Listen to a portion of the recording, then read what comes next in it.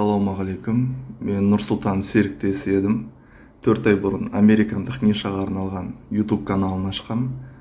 Сол 4 айдың ішіндегі результаттарын бүгін сіздерге көрсетіп жіберейін.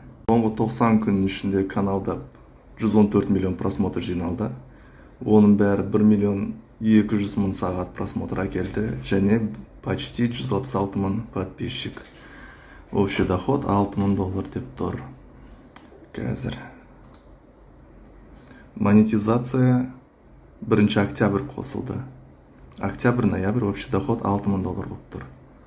Жалпы осының бәрі тек YouTube Shorts'тың арқасында. RPM-і қазір 0.05 болып тұр.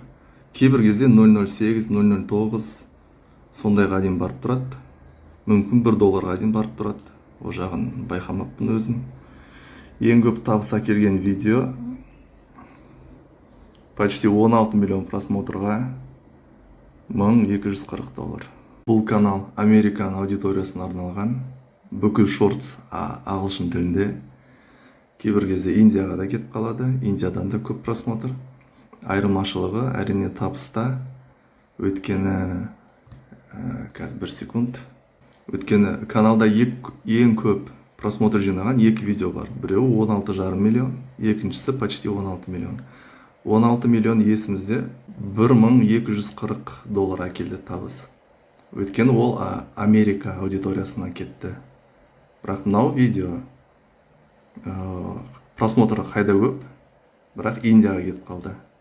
Индиядан табыс енді кішігірім аздау, 2 есе аз болып тұр. Сондықтан егерде YouTube канал ашам деген ойларыңыз болса, иншалла барлықтарыңызға жұғысты болсын.